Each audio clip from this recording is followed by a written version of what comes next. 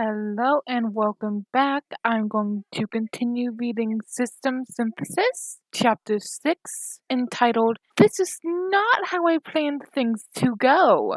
Kachan, I'm going to head to the mall, Ichigo informed, fishing out his wallet from his bag. What? Why? Katsuki asked. I need to buy some new notebooks, Ichigo answered. I got my allowance, so I want to buy the hero-themed ones. You still write those creepy notes? Katsuki asked, distastefully.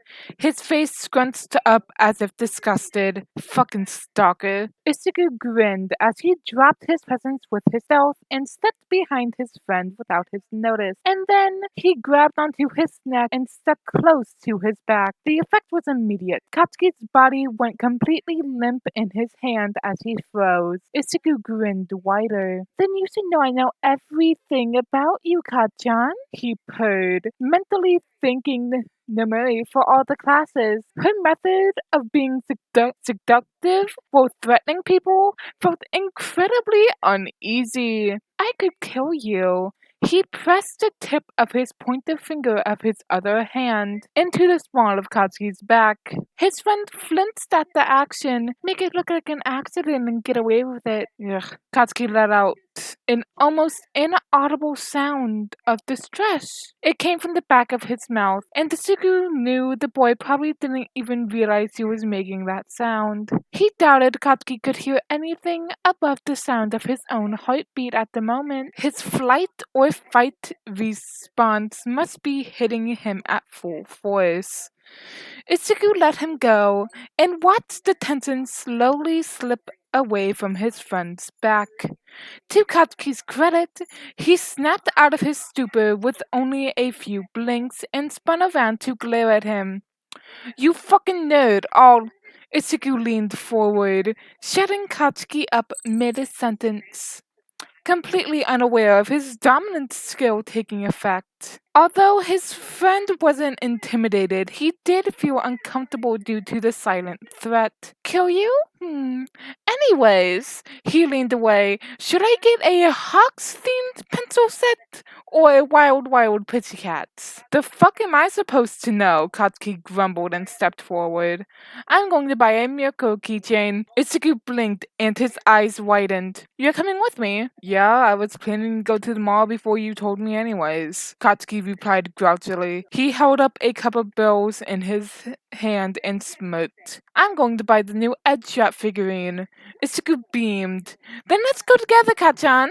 Whatever. All Ichigo wanted was to buy the new Hawks pencil set.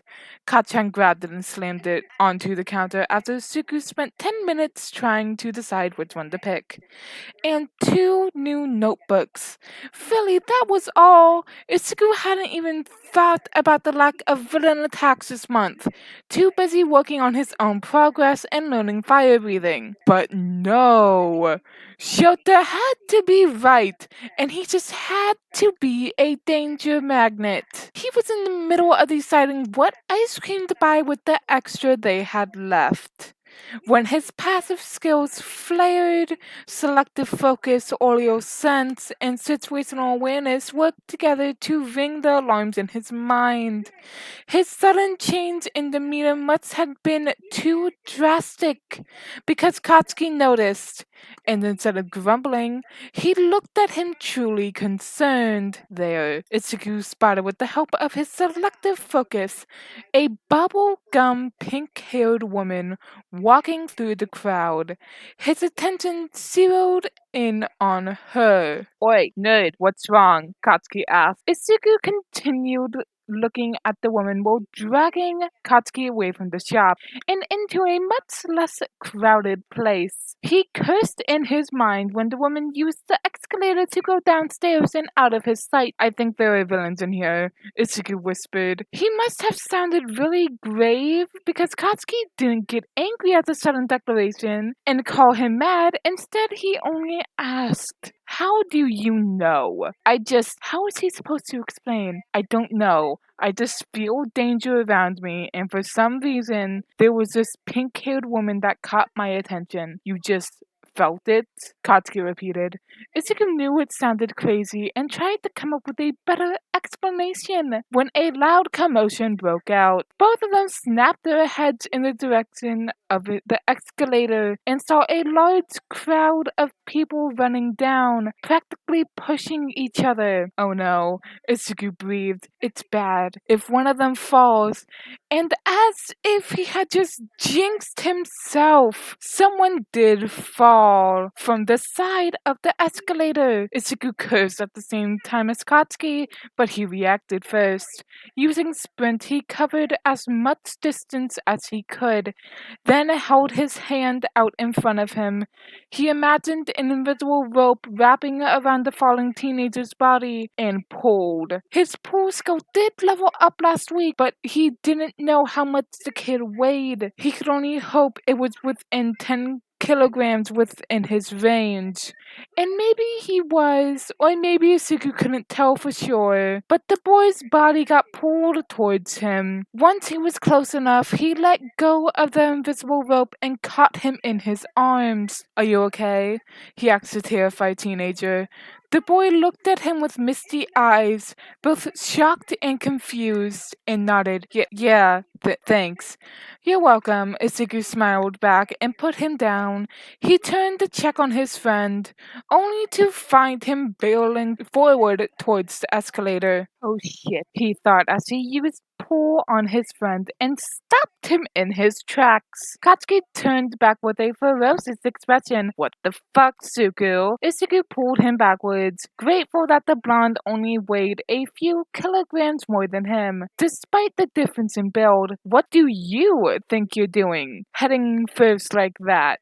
There's a villain. We don't know if there's just one, Kachan, Izuku said, cutting off Katsuki. Unless the villain has some really strong quick, no one would be stupid enough to attack in a mall by themselves. Katsuki frowned, but considered his words. He dropped his tense posture and asked, "The fuck are we supposed to do now?" "We can't use quakes," Izuku replied. Katsuki growled, "I'm not going to sit here and play. Use of quakes to fight villains counts as vigilantism, Kachan. If you get caught, you lose your chance at UA. His friend may be a good fighter, but he sure as hell was reckless." "So what are we supposed to do?" Katsuki hissed angrily. "First, let's help those people coming down the escalator before someone else gets pushed off the escalator or someone dies from getting stampeded on," Izuku replied. Katsuki pressed his lips together in a thin line, obviously wanting to fight the villain. "Being a hero isn't just about fighting villains, Kachan," Izuku reminded. "You need to help people too." "Shut up, don't give me a lesson. I know, okay?" Katsuki snapped. Izuku then gave in, and then ushered him to go help the people. It was hard trying to rein in the flurry of people trying to hurry down the escalator. Katsuki had to threaten out loud before they snapped back into their senses. Izuku used his pull skill to help the children down first, while Katsuki kept them in line. "Someone call the police," Izuku shouted. He noticed some of the teenagers nod and take out their phones to call the cops. "Junie," Izuku heard one of the people shout in panic. He turned around after pulling a little girl down on the floor to find a man frantically looking around. He glanced back at Katsuki to find him helping the older people through the commotion and decided to go check up on the frantic man. Junie, baby, where are..." "Sir," he called out. The man snapped his attention towards him. "Sir, what's wrong? Can I help you with something?" "My daughter," the man exclaimed. "My daughter, I can't find her." "Shit," Izuku whispered under his breath. "I can help you, sir. Were you on the fourth floor?" "Yes," the man nodded. "And I was so sure she was holding my hand, but now it happens often in crowds, sir. Don't worry, I'll look for her. Can you tell me how old she is and what she was wearing? And does she have any unique features?" She's 10 years old, and she was wearing a purple colored jumpsuit. Her hair is dark pink and tied up in two pigtails." "Okay," Izuku nodded. "So please stay here just in case she came down with the crowd. We'll all go look for her, okay?" Okay, the man nodded. With a nod, Itsuku sprinted back to the escalator. Kachan! Itsuku called. I'm going upstairs. What? His friend snapped his head towards him. I thought you said no hero business, Suku. No hero business, I swear. Itsuku held up his hand. I'm going to look for someone. That sir, he pointed towards the man that he had just met, lost his daughter. They were up on the 4th floor when it happened, so I'm just going to check. I'm coming with you, Katsuki said. No, Itsuku shot back. Kachan, I told you we don't know how many villains there are. I'll go look. He took out his phone and tossed it at his friend. Pass me your phone. Use mine to call my dad or Uncle Sashi or Nemi for help. Katsuki did without any question. Itsuku grabbed the olive green cased phone being tossed his way with practiced ease. Oi, nerd, what's the password? Are you even my friend? I'll message you when I find the villains. Itsuku shot back as he aimed his hand towards the railing of the floor above. There wasn't anything to pull towards him, but he could get pulled upwards. He found out about it during a mishap that led to him hitting a broken fridge face first. If it's too heavy or something that can't be moved, Itsuku would get pulled towards it instead. As soon as Itsuku got on the floor above, he spotted the villains. Selective focus filters out every other person from his vision apart from them. But at the same time, it focused on another person, a kid, just like the man had described, being held hostage by the villains. Shit, Itsuku hissed as he hid behind the pillar. He used stealth to completely hide his presence and crouched down. From the group of 3 villains, he recognized 2 of them. The guy with bright yellow hair, called Lemon Bomber, his quirk being exactly what his villain name suggested. He could create lemon-shaped grenades. And the woman with cropped electric blue hair, Ray, her quirk was lightning. How are they here? Itsuku thought to himself. They are supposed to be in Tartarus. Situational awareness notified him of the pink-haired woman he had seen before pressing onto her as she talked. His guess turned out to be right. There were more villains. Itsuki realized he needed to hide. There was a 4th unknown villain, and he was out in the open. It was practically inviting the 4th villain to catch him. Itsuki used the huge potted plants to his advantage and camouflaged against them. Aegis, is it complete? He heard the woman say out loud once he was close enough. Itsuku froze. Aegis is the 4th person? How? He remembered Aegis, a villain with a terrifying shield quirk, exactly as the name entailed. He had caused a huge disruption, but was caught by All Might 3 years ago. How are these people out of Tartarus?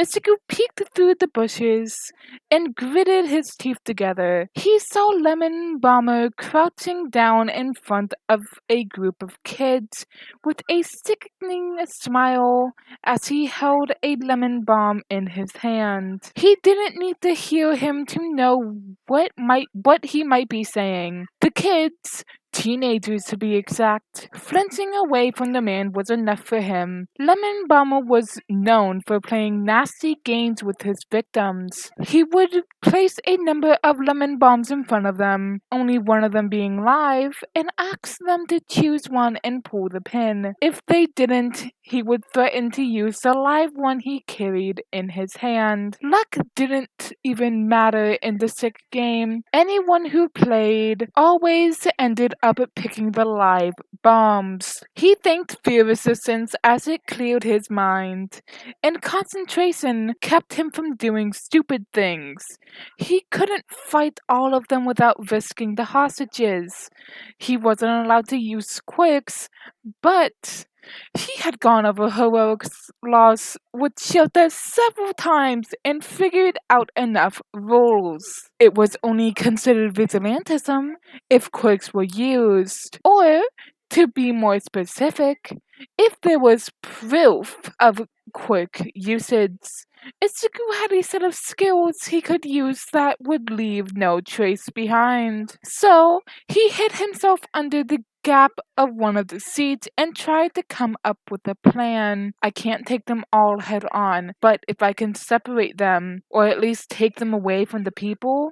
He looked in front of him. The hallway curved. All the floors are in circles. He could attract them to the other side. With that plan in mind, he started crawling away. Once he had turned the curve and was out of their sight, he got up and used sprint to cover the rest of the distance. Reaching the other side from where he could see their backs, Ichigo stopped. Then he took out his phone and sent 2 brief messages to his friend. Before focusing back on the situation and switched to his phone off. He couldn't use disassemble or assemble. There were cameras around. Sprint didn't make him excessively fast and could be chalked off as a normal high-speed runner. But he couldn't explain ripping apart machines and putting them together with just his touch. I need something else to get their attention. He looked at the potted plants around him. Well, don't break, please don't break, Ichigo whispered as he pushed one of the pots forward. It fell down with a loud thunk, but it didn't break. Orio's sense told him that he had succeeded in getting their attention. With stealth, he swiftly changed places and waited. It didn't take long before he heard footsteps heading his way, and God, was the person loud. Ichigo listened to the sound of footsteps and concluded it was Lemon Bomber coming his way. The footsteps were heavy like combat boots. Therefore, it couldn't be the pink-haired woman, who he definitely saw was wearing heels. And it wouldn't be Rei either. She wore platforms. Yes, his analysis are that detailed. Ichigo caught a glimpse of the bomber and took a quick glance at his state. Name, Nokochi Kunoi. Username, Lemon Bomber. Age, 26 years. Language, Japanese. Level, 35. Rank, D. Quick, Lemon Bombs, C. Status, titles, Convict, number 1423. Lemon Bomber. HP 550 out of 650. EP 566 out of 600. Statistics. Strength 35. Dexterity 48. Agility 40. Speed 45. Charisma 57. Intelligence 40. This guy relies too much on his quirk, Ichigo thought with narrowed and somewhat judgmental eyes. Thankfully, he was the same rank as him, which means he could use his newly gained skill. A somewhat devilish grin spread on his lips as the man continued walking towards his trap, while muttering curses and grumbling complaints. Once he was close enough, Ichigo activated dominance. The effect was immediate. The man froze in his path, standing ramrod straight. Ichigo's presence was hidden, so he guessed all the man would sense was an ominous aura without any source. Ooh, sounds terrifying. Ichigo took the chance and approached him with quiet, and agile steps. Shota would be so proud of him, he thought. The man was already under the effect of his dominance, so it was easy to knock him down with a swift kick to the back of his knees. As soon as he knelt down, Ichigo quickly apprehended him. He wrapped his arms around the man's neck and put him in a chokehold, while using his palm to cover his mouth. The man, scared and panicked, thanks to his skill, could only let out muffled screams. Itsuku dragged him away as far as he could, while counting the seconds in his mind. He trained every day because of the scary-ass system, and he had been trained by his number one for a year now. He can knock out one unaware villain, alright. Even after the man went limp in his arms, Isuku maintained the chokehold just in case before letting go. Then, very gently laid him down on the ground and looked around. I need something to tie him up with. Isuku looked at the glass door of the shop right beside him, and an idea popped into his mind as he walked in. Jumping over the empty cash counter, he looked through the bags and drawers until he found what he needed. Twist ties. Not really that effective, but the man wasn't strong enough to snap out of it. He grabbed a few with him and walked back out. Turning the villain over on his stomach, he tied his hands and legs with twist ties before dragging him aside and hiding him underneath the marble seat. A new notification popped up telling him that his new skill, Dominance, had leveled up. Then he moved back to his original position. It didn't take long for his second victim to come to his head. What the hell is Bomber doing? Why is it taking so long? The pink-haired woman hissed. Isn't there a jewelry shop on this floor? He's probably there, they replied. Go check on him. What? Why me? The pink-haired hissed. He didn't hear anything in reply, but whatever replies he got was enough to convince her, as he heard the telltale sound of heels heading his way. Goodness, these people are loud. Once again, he checked the woman's profile. Name, Arakawa Hitomi. Username, Hypno. Age, 29 years. Language, Japanese. Level, 35. Rank, C. Quirk, Hypnotism. C. Status. Titles, Mind Controller. HP, 550 out of 650. EP, 566 out of 700. Statistics, Strength, 30. Dexterity, 42. Agility, 50. Speed, 46. Charisma, 78. Intelligence, 60. Hypnotism should be a strong quirk, so Isuku didn't understand why it was C ranked. Not the problem. I need to knock her out. He didn't know why. He didn't know how her quirk worked, and he didn't really want to find out either. Unlike before, he couldn't use dominance on her because of her being a rank higher than him. He didn't know if her hypnotism was touch-based or oracle. There were so many variables he couldn't afford to give away his position. That was his only advantage, and he needed to take her down quickly because she figured out Bomber was missing. So, Isuku focused on his breath. He still hadn't been able to level up, but he could feel the changes in his body. Even if for a short period of time, he knew he got stronger. His mouth quietly produced as Isuku breathed in and out. He could feel the heat rise up inside his body and moved. He needed to knock her out hard and fast. With sprint, he dashed towards her. She noticed him, but Isuku was faster and sent a well-aimed kick towards her head. He panicked when her body dropped and used pull to grab her before she hit the ground. Then, just as quickly, he grabbed her with his hand and prayed the cameras didn't catch his accidental quirk usage. He dragged her into the shop he got the twist ties from and tied her up inside. 2 people were already missing.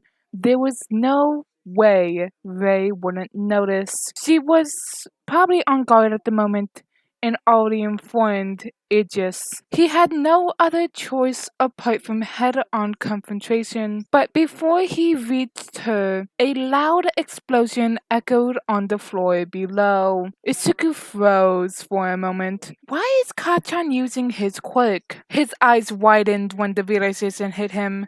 4 villains were present. 2 he knocked out. 1 was with the hostages, and the other, the most dangerous one, was yet to be found. Itsuku ran. Rei had her back towards him as she looked over the edge, probably to see where the explosions were coming from. No time to waste. His lungs burned as his temperature rose up. Fire breathing was strong, but its backlash was harsh. Itsuku's muscles ached and burned once he stopped fire breathing.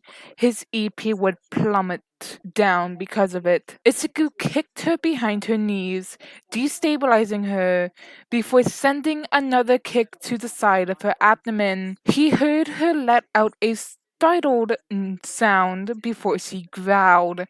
The smell of ozone filled his nose. Rei was preparing to counterattack, and Itsuku did not have resistance against lightning.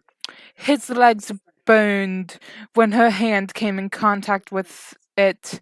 Isuku hissed out in pain and used his other leg to kick the back of her head. She groaned as her head hit the marbled floor. A small sap of lightning hit his shoulder. Isuku hissed in pain, resisting the urge to clutch the wound. Be fast, overwhelm her. He sent another kick to her stomach, sending her flying back, and she hit a pillar. She groaned in pain. Itsuku grabbed her leg and pulled her towards him before climbing up on her. He pinned her arms down on the floor and placed his knee on her neck. I'm going to kill you, brat, she hissed. Kill me? Are you blind? Do you not realize the position you're in? Concentration and selective focus made him ignore her threat and push her down against the ground as he tried to push him off. Isugu looked up at the group of hostages and quickly checked their position. His eyes landed on the pink-haired girl, Junie. His mind provided the reason he came up here in the first place. She had the perfect quirk. Junie, he called with a smile. Hi, I'm Midoriya Sugu. We don't know each other, but I met your dad downstairs and he was looking for you. He was really worried. Anyways, I need a little help here. Your dad said your quirks puts people to sleep, Junie. Bless her courageous soul, nodded hesitantly. Itsuku smiled encouragingly at her. Right, could you lend me a little hand and put her, he jutted his chin towards Rei, to sleep? Don't worry, I'm holding her down and she won't be able to touch you. Rei needed to move her hands to call for lightning. Junie glanced at him and then at Rei with panicked eyes, but then her eyes steeled and she nodded. God, she's so brave for a 10-year-old. Itsuku thought. He beamed at her and chirped, Thanks! He waited patiently, pinning Rei down harder and harder, while Junie slowly approached them. She crawled towards them and stopped at a hand's reach above Rei. Smart, Isugu thought. In that position, Rei won't be able to reach her directly even if she managed to move me. Then, slowly, she reached and tapped her hand on Rei's hand. Her fingertips glowed in the same shade as her hair, and Rei went limp under his grip. Isuku waited for a few seconds, slowly loosening his grip. Once he heard the woman snore softly, he let go. He looked up to the hostages once again. Can anyone get the twist ties from the shops. I need to tie her up. One of the teens, a guy with black and white hair, nodded quietly before getting up and rushing to the nearest shop. He came back a minute later, carrying rope and twist ties in his hand. I found this behind the counter, he said hesitantly, holding it out for him. Ichiku grinned. Thanks, it's perfect. As he was in the process of tying Ray up, more explosions echoed through the floor below. The hostages yelped and crouched down in fear. Don't worry, Ichigo said out loud. That's my friend. He has an explosion quick. At that, they seemed to relax a little. Ichigo took another glance at the people around him and noticed most of the hostages had been below 18. He pressed his lips together and frowned. The other two, the lemon guy and pink-haired woman, are tied up there. He pointed to where he had been hiding. Lemon guy is under one of the seats and the pink-haired woman is at the gate of one of the shops. You can keep an eye on them if you don't want to go down. He stood up. Stay here, hide in the shops you want. We've already called the police, but you guys can try again. With that, he headed downstairs. The moment his feet touched the third floor, Ichigo had to jump out of the way of an explosion. Luckily, all the people were gone, except for a small group that Katsuki seemed to be protecting. Or, well, they were behind him, while Katsuki was fighting the villain. Ichigo turned to the fight. The Aegis shield was exactly as he remembered seeing on the TV. Absolutely terrifying. He didn't need to check the man's profile to know that he was way out of their league. But Ichigo wasn't planning on fighting him anyways. He just needed to stall time before the heroes. To be honest, it felt like everything has been going on for hours. Well, in reality, it's only been 15 minutes. Even if Katsuki managed to call Shota, Hisashi, or Namiri, it would take a minimum of 30 minutes for them to reach this mall all the way from UA. Even the nearest police station was 20 minutes away. The security guards of this place were probably already knocked out, given how there was absolutely no one present. Ichigo focused back on the fight.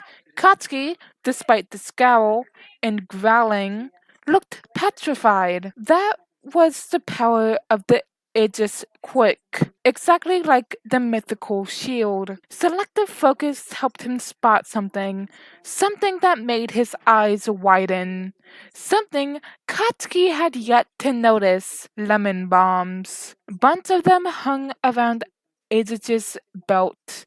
He grabbed one of them and pulled the pin. Shit. Ichigo sprinted around and tackled Katsuki away while shouting, "Everyone get down." Lemon bombs were C-ranked for a reason. The heat of the explosion burned his back despite his heat resistance, and the shock wave was enough to throw them across the floor. Ichigo groaned in pain as his back hit the ground, but he didn't have the time to relax before oil, sense, and situational awareness were blaring in his mind. He acted on instincts. He grabbed Katsuki with one hand and aimed his hand to the pillar on the side and pulled. The body skid across the floor just as another lemon grenade hit the part of the floor they had been on a fraction of a second ago. The shockwaves threw them across and Ichigo wheezed out as he hit the pillar. Katsuki's weight behind him only added to the pain. He was sure he had broken a rib. Glass splintered above them and rained down, digging into him at different parts. He screwed his eyes closed and held a hand over his head to keep the glass shards from hitting his head. Once a shower of shards stopped, he pushed himself off the ground. The shards on the ground dug into his palm, but Ichigo ignored the pain. He looked at his friend. Katsuki had been knocked out from the blow earlier. He looked up to find Aegis glaring menacing at them, and then chilled. Ichigo felt his heartbeat skyrocket, and for the first time after a month, he felt blood-curdling fear settle in his body. The fear from when he died because of the sludge villain. The fear he felt when he was chased by the jaguar with a quick. All of it condensed into his body at once. The sturdy shield of his fear-resistant skills shattered from the pressure of the shield. Ichigo whimpered, "I need to fight the fear. I need to fight the fear. Kachan is not awake. I need to protect him. I need to." Tears streamed down his cheeks as the villain approached them. "I need to distract myself from the fear."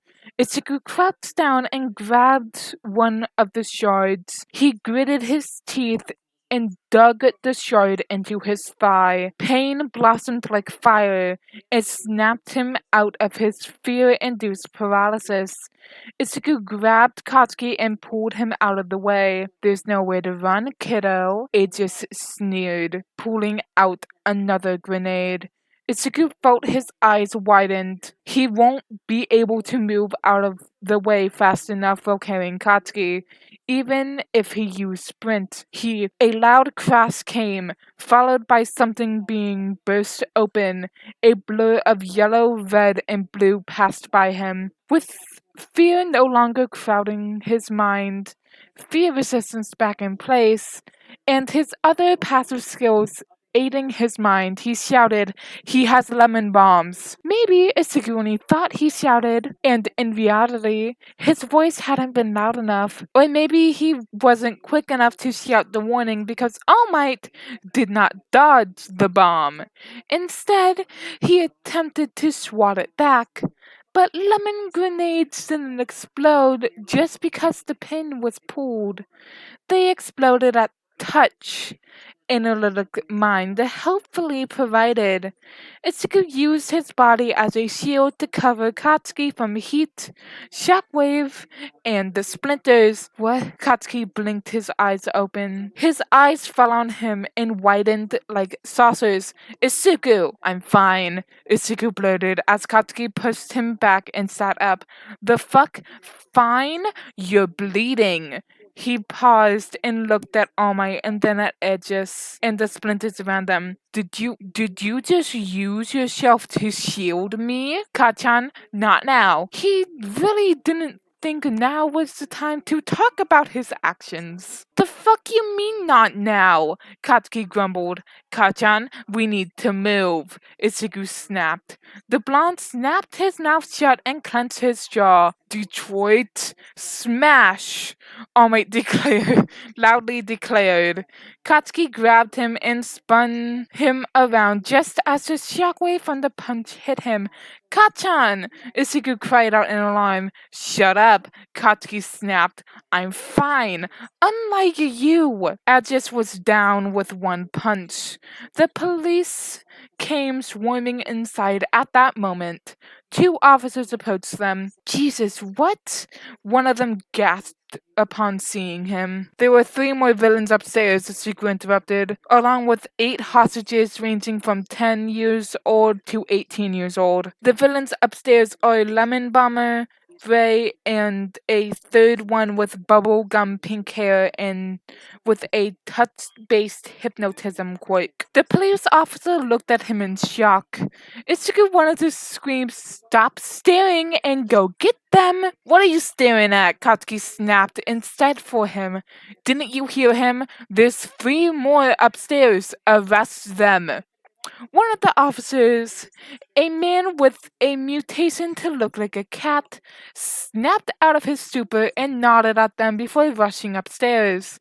The other continued staring at them for a few more seconds before speaking into his walkie-talkie and asking for medical assistance. "Young man," a very familiar voice called. Ichigo sucked in a sharp breath, and turned around. His hand clutched onto Katsuki's shirt as he looked up at All Might. "Thank you for protecting the people. I am sorry for being unable to arrive earlier." He held out his hand. "And because of your help, I will talk to the police officers in return and request them to let you go despite vigilantism." Ichigo stared at the man that was once his favorite #1 hero. All Might was still the #1, but he was knocked out of that position from his list the day he left him on the rooftop by himself after crushing his dreams. "He doesn't remember me at all?" Ichigo scoffed internally and shook his head. "Of course he doesn't. Why would he remember a quirkless person like me?" Fighting the urge to roll his eyes, he grabbed the hero's hand. Personal emotion aside, the man was the #1 hero, and he was good at his job as well. Nice in general, and competent. He still respected the man nonetheless, but as soon as he touched the man's hand and felt something wet and sticking under his palm, something happened. Something was being pushed into his body, something powerful and strong, something breathtaking. He looked up at All Might and found the hero looking at him with wide, shocked eyes, so he felt it as well. "I wonder what that was." "What?" He couldn't even finish his sentence before he passed out. Shota was in the middle of teaching his class when his phone rang. He stopped writing on the board. Apart from a few people, no one's calls were supposed to reach him, and the ones who could call him would only call him for an emergency. Numeri and Hisashi didn't need to call him. If they needed him for something, they could find him. Tensei won't call him. Well, he knows Shota would be teaching. That left Inko and Izuku. And neither would call him while he was at UA, unless it was absolutely necessary. So, putting down the chalk, he went to fish out his phone from his sleeping bag. A gag gift from Hisashi and Inko. "What's wrong?" He never finished his question as a loud voice cut him off. "Oi, you fucking moron! There's a kid here. Are you fucking blind or what?" The Bakugo kid's very familiar loud voice came. "Bakugo," he called, trying to figure out why he would be calling him with Ichiku's phone. "There's a villain attack in the mall at the shopping district," Katsuki shouted into the phone. "Ichiku, the exit's that way, you blind fuck. Kid, stop crying. What's wrong?" "It's fine. I'm going to beat up the villains. Go with the adults. Stop crying." "The fuck, bitch? See where you're..." "Bakugo," Shota said sternly. "A villain attack in the mall? Is that why they were shouting? But why? God, please no. Do not let it be what I think it is." "The damned nerd went to find the villains," Bakugo informed. "There's 4 of them. Lemon Bomb, Ray, Aegis, and Pink Bitch he didn't know the name of. There are hostages upstairs and no fucking hero in sight. So hurry up and get your hobo-looking ass over here. Now." Shota was already running, shouting at his class's representative to take over. As soon as Bakugo hung up, Shota called Nezu. The Chimera picked up after the first ring, most likely already watching him run down the hallways. "I need to leave. There's an emergency," Shota said, not bothering to explain. He didn't have the time to. He needed to hurry. Lemon Bomber, Ray, and Aegis were criminals who were supposed to be in Tartarus. And even if Shota believed Ichigo could take on Lemon Bomber and Ray, didn't mean he was okay with his son fighting villains years before he was supposed to. And even more problematic was Aegis. The villain defeated several pro heroes before he and All Might tag-teamed to capture him. His shield can paralyze anyone with fear. Even if Isugu had fear resistance, it wouldn't stand a chance against the shield's overwhelming power. I have already messaged President Mike to take over your class, Nezu replied.